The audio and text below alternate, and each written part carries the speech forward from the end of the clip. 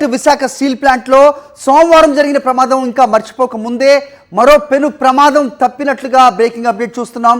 లాడెల్ నుంచి మరోసారి ద్రవపు ఉక్కు బయటకు వచ్చినట్టుగా ఇక్కడ మనకి బ్రేకింగ్ అప్డేట్ అందుతోంది. ఘటనా స్థలంలో ఎవరూ లేకపోవడంతో ప్రమాదం తప్పింది అని ప్రస్తుతం బ్రేకింగ్ అప్డేట్గా చూస్తున్నాం. SMS 1లోని ఆర్గన్ రిన్జింగ్ స్టేషన్లో జరిగింది ఘటన. అయితే ద్రవపు ఉక్కు ఎందుకు ఇలా పలుమార్లు లీక్ అవుతోంది?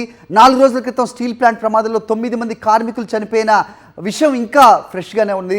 సో విశాఖ స్టీల్ ప్లాంట్లో ఈ ప్రమాదం తప్పినట్లయింది. అయితే చాలా క్వశ్చన్స్ వస్తున్నాయి. ఎందుకు ఈ ప్రమాదాలు ఈ రకంగా ఇంత తొందరగా త్వరితగతిన వెనువెంటనే ప్రమాదం ఎందుకు జరుగుతోంది? ద్రవపు ఉక్కు దాదాపు 1600 డిగ్రీల ఉష్ణోగ్రతతో ఉండే ఈ ఉక్కు చూడడానికే భయానకంగా ఉంటుంది. అలాంటిది అది లీక్ అవుతుంది, పడుతుంది కింద అంటే కనుక ఏ రకమైన పరిస్థితులు అక్కడ ఉంటాయి? అదృష్టవశాత్తు కార్మికులు ఎవరు కూడా ఈసారి అక్కడ లేకపోవడంతో పెను ప్రమాదం తప్పినట్లయింది. ఇది లో క్వాలిటీ రా మెటీరియల్ వాడటమా అనేది ప్రధానమైన క్వశ్చన్గా ఇక్కడ కనిపిస్తోంది. ఎక్స్పర్ట్స్ కూడా అదే చెప్తున్న పరిస్థితి అయితే చూస్తున్నాం. SMS 1లోని ఆర్గన్ రిన్జింగ్ స్టేషన్లో ఉదయం 5:30 జరిగింది ఘటన. అయితే స్టీల్ ప్లాంట్లో వరుస ప్రమాదాలు నిజంగా ఆందోళన కలిగిస్తున్నాయి. 4 రోజుల క్రితం జరిగిన ప్రమాదంలో 9 మంది కార్మికులు మృత్యువాత పడ్డారు. మరికొందరు కార్మికులకు ఆసుపత్రిలో ఇంకా చికిత్స కొనసాగుతూనే ఉంది. వరుస ప్రమాదాలు జరుగుతున్నప్పటికీ యాజమాన్యం చర్యలు తీసుకోకపోవడంపై కార్మికులు ఆగ్రహం వ్యక్తం చేస్తున్నారు.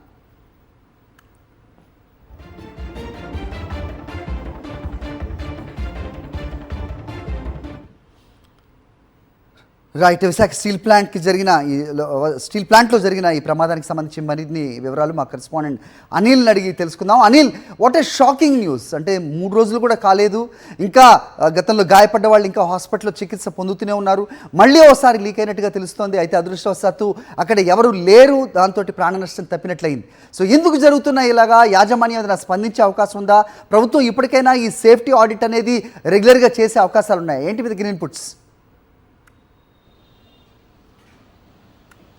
Good morning Hari. స్టీల్ ప్లాంట్లో పెను ప్రమాదం తప్పింది. ఇప్పటికే గడిచిన 3 రోజుల క్రితం జరిగినటువంటి ప్రమాదంలో 9 మంది కార్మికులు ప్రాణాలు కోల్పోయారు. ఇంకా కొంతమంది క్షతగాత్రులకు వైద్యం అందుతున్నటువంటి ఈ తరుణంలో మరోసారి స్టీల్ ప్లాంట్లో షాకింగ్ ఘటన చోటు చేసుకుంది. SMS 1లో ఉన్నటువంటి ఆర్గాన్ రిన్సింగ్ స్టేషన్లో ద్రవపు ఉక్కు పూర్తిగా లీక్ అయిపోయింది. అంటే లాడిల్లో ఉన్నటువంటి ఉక్కు అంతా కూడా దానికి చిల్లుపడి ఉక్కు అంతా నేలపాలైపోయినటువంటి పరిస్థితి.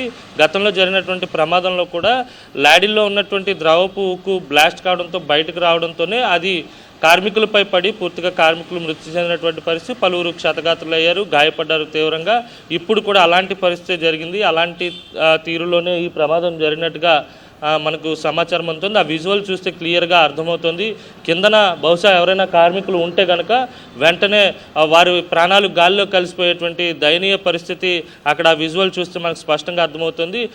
ఏదైతే ఉత్పత్తి మీద పెట్టినటువంటి శ్రద్ధ ఇటు యాజమాన్యం కానీ ప్రభుత్వాలు కానీ కార్మికుల సంక్షేమం పైన, కార్మికుల భద్రత పైన పెట్టడం లేదనేది కార్మిక సంఘాలు మొదటి నుంచి చెప్తూ వస్తున్నాయి. ఈ ప్రమాదం జరిగిన తర్వాత అయినా వెంటనే అలర్ట్ అయ్యి అక్కడ ఉన్నటువంటి లోటుపాట్లను, భద్రతా ప్రమాణాలను మెరుగుపరచాల్సినటువంటి యాజమాన్యం, ప్రభుత్వాలు ఆ దిశగా ఏమాత్రం ప్రయత్నం చేయకుండా రాజకీయ ప్రకటనలకు మాత్రమే పరిమితం అవుతున్నారు. ఫలితంగా కార్మికుల భద్రత అనేది గాల్లో దీపంలా మారిపోయింది. పూర్తిగా కార్మికులు బిక్కుబిక్కుమంటూ పనిచేయాల్సినటువంటి దుస్థితి.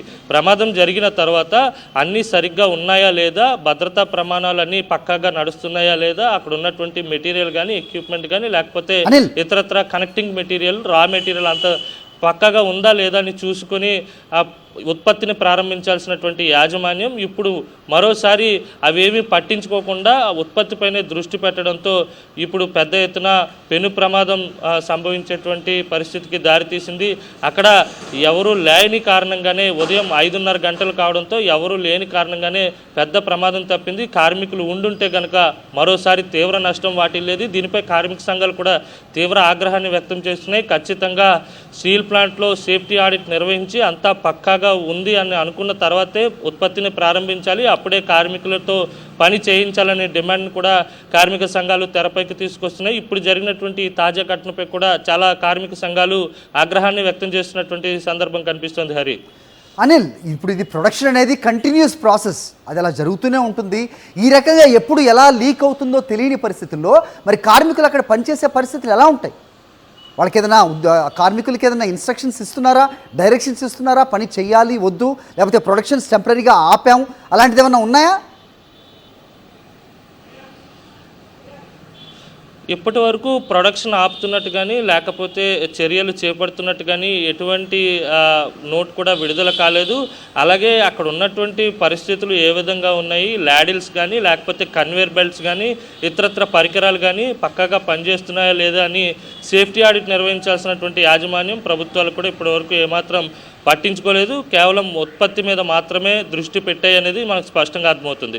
స్టీల్ ప్లాంట్లో గడిచిన 30 ఏళ్ళుగా లేదా 25 ఏళ్ళుగా 20 ఏళ్ళుగా పనిచేసినటువంటి క్వాలిఫైడ్ స్టాఫ్ అందరినీ కూడా వీఆర్ఎస్ ఇచ్చి బయటకు పంపించేశారు.